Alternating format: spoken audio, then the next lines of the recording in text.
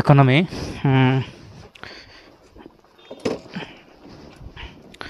বন্ধুরা, এখন আমি লামাহাটা থেকে কালিম্পংয়ের উদ্দেশ্যে রওনা হচ্ছি।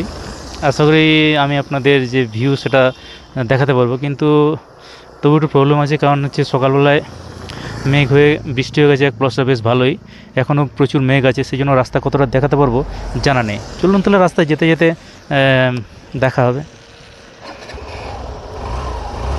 এবং রাস্তার যা অবস্থা তাতে খুব সাবধানে গাড়ি করে চালাতে হবে, কারণ এখানে লোকাল এক্সপিরিয়েন্স ড্রাইভার তারা গাড়ি জোরেই চালায়, কিন্তু তাদের সঙ্গে পাল্লা দিলে এখানে হবে না, কারণ যে কোনো সময় ঠোক্কা লেগে যেতে পারে এবং সমস্যা হতে পারে। ঘুরতে এসেছি, মজা করে যাব, কোনো সমস্যায় পড়তে আসিনি। যাই হোক, এটা এবং ভাববও না, কারণ ভালোর দিকটাই ভাববো। আমি এই মুহূর্তে সামনে যে তোরণ দেখা যাচ্ছে, অর্থাৎ আমি লামাহাটা ত্যাগ করছি। চলুন, ডান দিয়ে একটা রাস্তা কোথাও কোনো একটা গ্রামে ঢুকে গেছে, যারা হয় পার্কিং, না পার্কিং তো নয়, এটা কোনো গ্রামেই ঢুকে গেছে।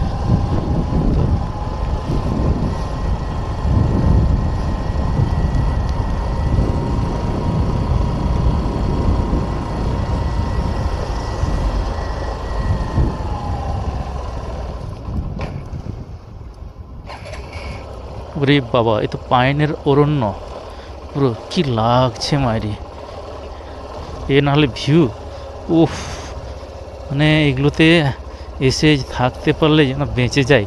ওরে বাবা, লামাহাটা, এটাকেই বলে লামাহাটা। লামাহাটার সৌন্দর্য ফুটে উঠছে পুরো। তো ওখানে যাওয়ার কোন রাস্তা দিয়ে ওখানে গেছে ওরা, কি জানি না। এখান থেকে দেখাচ্ছে তিস্তা 14 না 16 কিলোমিটার, যাই হোক। ও এখানে একটি দিয়ে রাস্তা নেমে গেছে, আর এখানে অনেকে ছবি তোলে। ঠিক আছে, আমি আর তুলছি না, কারণ এখানে পাইন ফরেস্ট, একে তুলাবো দিয়ে কাকে।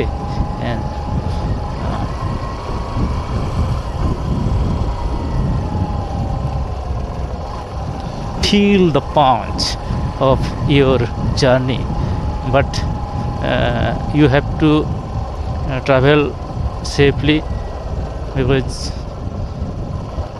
বুঝতেই পারছেন সামনে কিছুই দেখা যাচ্ছে না, এতটাই মেঘ হয়ে আছে। মেঘ, রাস্তা তো বুঝতেই পারছি না, সেই জন্য খুব আস্তে আস্তেই যেতে হবে। এক্সট্রা যে লাইট ছিল সেটা জ্বালিয়েছি, তাতেও তো, ওরে বাবা, এত ঢালু।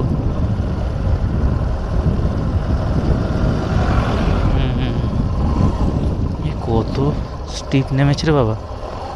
না, এখানে জলবাজি কিছুই করা যাবে না, রাস্তা এমন খাড়াই নেমে গেছে, এবং লিখেও দিয়েছে ওখানে ওপর, মানে ফার্স্ট গিয়ারে চালাতে। কোন দিক থেকে ফার্স্ট গিয়ার জানি না বাবা, উপর দিক থেকে না নিচ দিক থেকে, কিন্তু ভীষণ, ও বাবা, এই তো রাস্তা না, তো পাহাড়ের খাড়াই পুরো।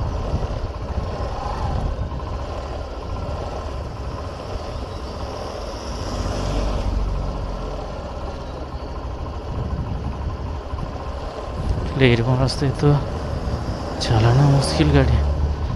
লামাহাটটা কাকে বলে এবার বুঝলাম। উফ বাবা, এ তো ভয়ে অবস্থা টাইট হয়ে যাবে।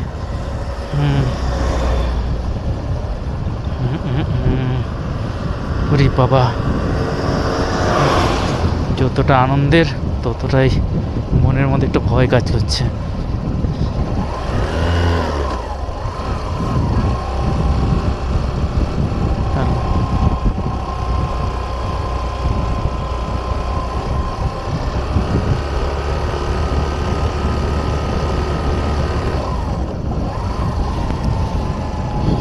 এত অন্ধকার, কিছুই তো দেখা যায় না।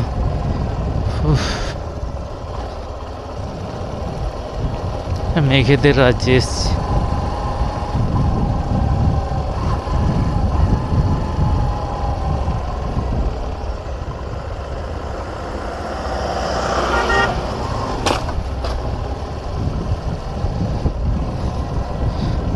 অনেকটা উঁচুতে জায়গা, এই জন্য এই অবস্থা।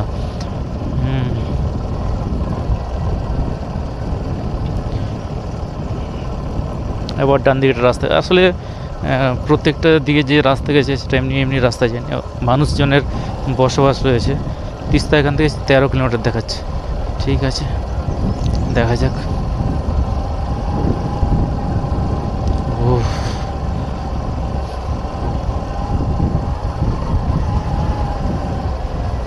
চারিদিকে প্রচুর হোমস্টে রয়েছে, কেউ যদি থাকতে চায় থাকার কোনো সমস্যা নেই।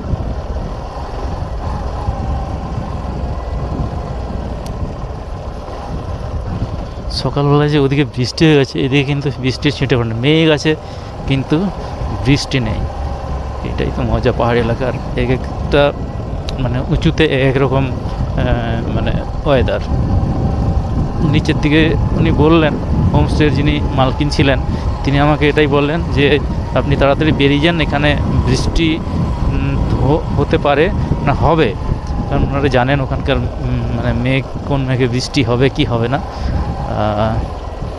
ঠিক আছে, তাড়াতাড়ি খেয়ে দিয়ে আমাকে বিদায় করলেন, আমি আসলাম। ধন্যবাদ দিদি কথাগুলো বলার জন্য। তাহলে আমার একটু সমস্যাই হতো, কারণ আমি তো জানি না, কোনো এক্সপিরিয়েন্স নেই। ওরে বাবা,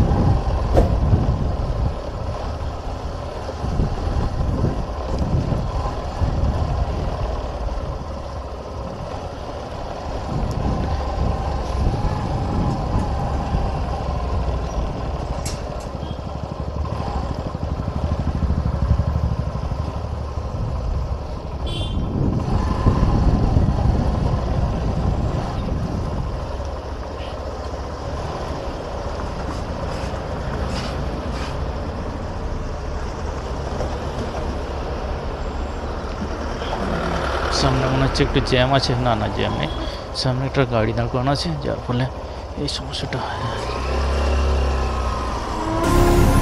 Let me take you for a ride, dancing with the lights, our hearts beating like a drum tonight. আমার তো ফিক্স কোনো ডেস্টিনেশন নেই যে কোথায় যাব। তো বেরোলাম লামাহাটা থেকে কালিম্পংয়ের উদ্দেশ্যে। তো সেখান থেকে কোথায় যাব না যাবো সেটা বলা যায়